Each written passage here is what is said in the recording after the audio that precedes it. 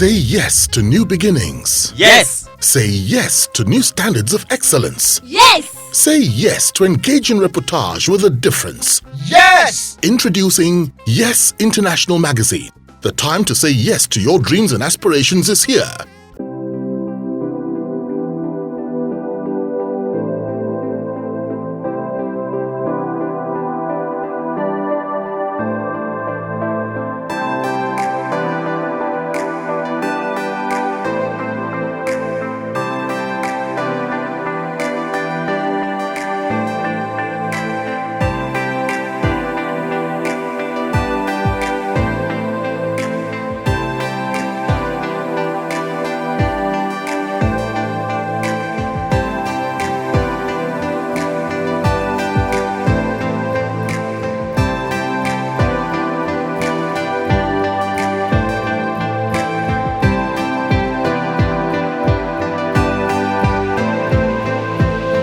Now, what mistake, must all serious actors avoid? Thinking that they have learnt it all. Yep, thinking that you have learnt it all and that you have nothing else to learn. That would be a very big mistake because, just like what technology has done now, look at how content creators these days are working. I mean, content creators these days, they work like bigger actors. Look at what Brother Shaggy has done. Look at what Mr. Macaroni has done. Look at what Real Way Picking.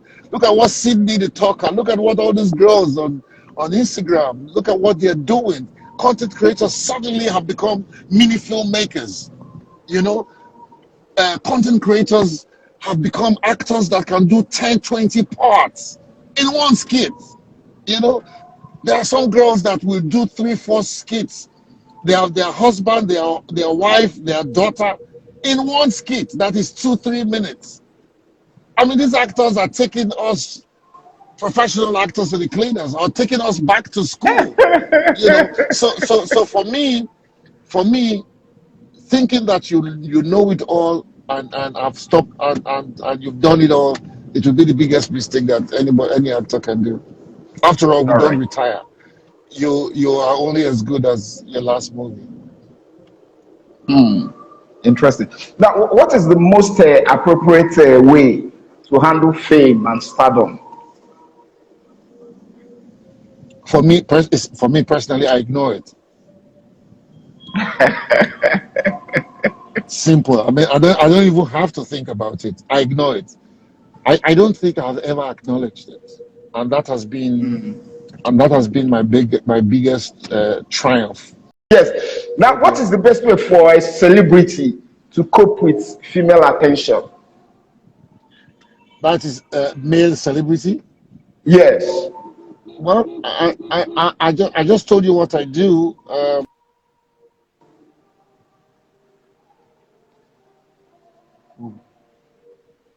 Yes, I can hear you now, bros. Yeah, yes, I just told you what I do personally. I ignore it, and because I can ignore it, I don't let it get to my head. You can be civil. You must be civil, not can. You must be civil all the time, because there are people that might come in and be in your face a lot, but you have to learn how to also be able to say no sometimes to some people, but giving them soft landing. You have to have the ability to manage everybody's ego, as they come at you, because some can be very obtrusive, but you have to keep managing them, and yes. All right. Now, how best can an actor secure his future? Especially in terms of investment. I wouldn't claim to be an investment expert, but I think today technology has afforded us all, social media has afforded us all, information at our fingertips.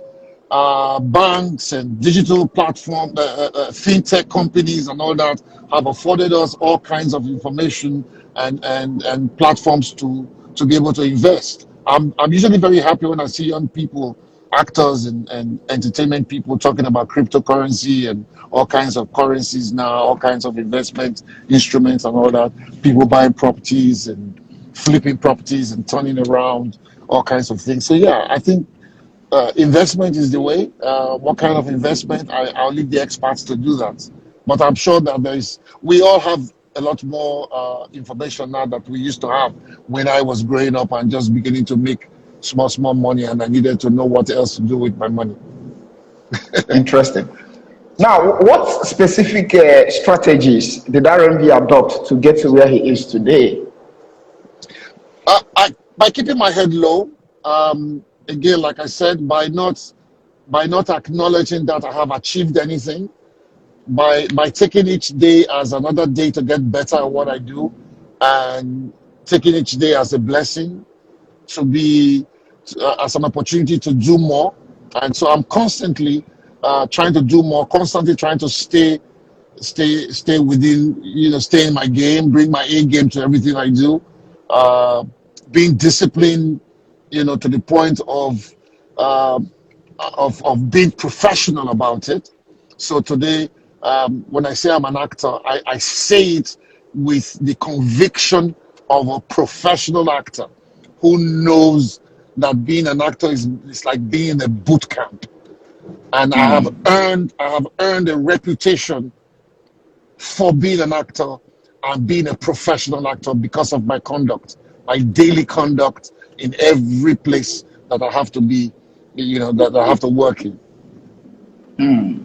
Now, what is your take on the current state of Nollywood? That's a very amorphous question. That is a wide, that's a very wide question. Maybe you want to reduce it to specifics, and you can break it down in little cubes, and then we can tackle them quickly. Okay. In what way, have we seen changes in Nollywood? Maybe in terms of what the actors now collect, in terms of the sales, like before that the marketers had this stronghold on distribution and stuff. What other things have changed, as far as Nollywood is concerned? I say the biggest win for Nollywood is technology. I mean, we all have been big winners because of technology. Technology has leveled the playing field. I spoke earlier about content creators, YouTube channel owners. People are becoming millionaires from just working with a phone, a ring light, and a few things in their houses or in their homes. People are famous from just wearing a bonnet on their heads and creating wild content. People are famous from not having a shirt on and just having a cap and glasses or something. Earlier on I called Brother Shaggy, I called Macaroni, I called Sydney, I called Real Warrior Picking, I called all these people. They are moving on from one small platform to bigger platforms and all that, and creating things and doing stuff. So technology for me is the biggest winner. It has liberated everything. We pay monies now through electronic and all that. We don't have to carry cash all the time. So monies and payments can go faster. We have e-invitations. With COVID, we've had to establish new protocols for things and all that. So in a changing world, whilst in certain areas we probably will take a hit, but we have taken more wins than hits in Nollywood through technology liberating us all. Wow. Interesting. Now, what are the other ways to scale Nollywood? I think it's to up the production value and the value chain.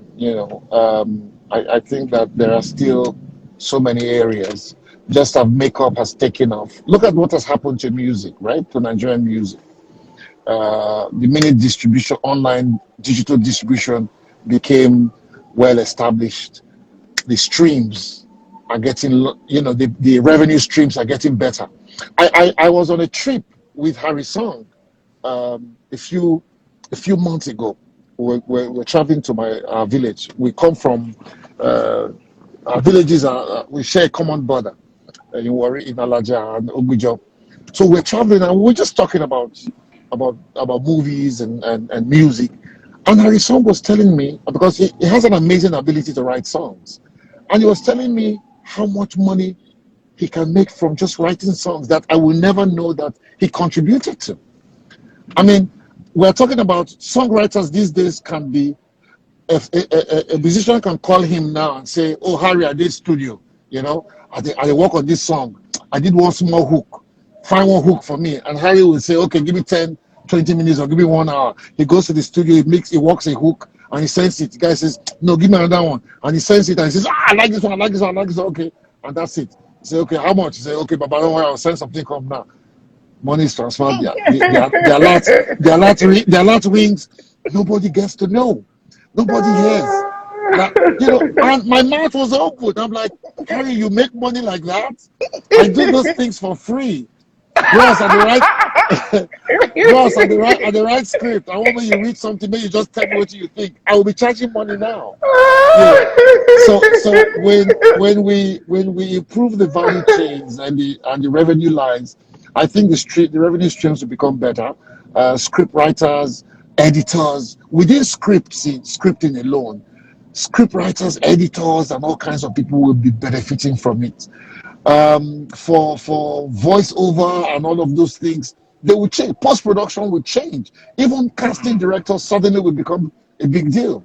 Nowadays people are doubling as casting directors and all that. Look, those are value chains or revenue chains that we have not exploited. So when we begin to professionalize the industry better and increase the revenue lines, or streams, there will be more money for us all. Interesting. Now, of all the producers and playwrights that you've encountered or worked with, in the course of your career, both living and dead, who has impacted your life the most and why? Oh, there are quite a few, but I think I would make bold to mention some people, because of the history that we have. I will start by first saying that Tadeo Gideon tops everybody. Tadeo Gideon is on top of that food chain because he saw me at my formative years and took a risk, on me and will call me for every project. For me to say no. You know how directors, actors always have one director that is your person. Now, Tade was that first person. He will call me for every production that he was planning. So it was for me to say, "Rusty, I don't know if you do this one now. Oh, Kuti, I don't know if you do this one now. I did do something else somewhere else, for that." Then for stage, Shagwa Jewi was one of such people, and then much later on, before that, before Shagwa Jewi, there was Basi Effiong, and then there was Shagwa Jewi, there was Jide Ogungbade and co. During the Ajo years, and then came a young lady from nowhere called Amaka Igwe after Zeb, of course, called Amaka Igwe, and she invited me for Checkmate, and the rest, they say, is history because Checkmate became like the icing on the cake of my career at that time in the 90s. Checkmate was the icing on the cake, and by the time just when you thought it was over, we moved on to films, and then there was Violated, and Violated became like what was that word that they use? Is it the seminal work or the watershed, like the very top of it, And from then on, we gravitated to Ego Boyo producing living. Is it Keeping Faith, and a lot more. So yeah. But in more modern times, of course, there's Mo Abudu, who has also become like a sister and will always offer me a role in most of our production. There was Rogers Ofime. Rogers would always look for me and say, "Bros, I'm doing something, I'm starting something." So many people that I have to say thank you to, So these are people, different producers, directors I've worked with that are constantly. God bless Chico's memory. Chico, all I needed to say was yes, because I will get the call. And these are all the look. You cannot go through life as an actor, especially for someone like me, without having to depend on people, and you can only begin to achieve that when also they are sure of what you bring to the table. This is where your professionalism and everything that you stand for begin to bear fruit or begin to have benefits. So the sleepless nights, what you do when nobody sees you. Um, I was doing some work for Netflix 2 days ago, and a younger director was saying to me that, look, bros, I have to give it to you though that I have never seen you come to a film set without your lines, unprepared. Again, it goes to the very root of what I was saying to you earlier. My life is about preparation. I was raised to be ready. To become an actor and you stand before an audience and you're not ready, you are dead. You are dead. You can't take that chance. It is better for you to make an excuse and walk away and go get ready so you can come back to face your audience. So that's what it is. So to go back to your question, I appreciate all the directors and the producers that have impacted my life in the way that they have, and I thank them for constantly being able to call me and offer me roles. And this is not to forget people like Nevada or Robert Peters, who are like my benefactors right now. All right. Now,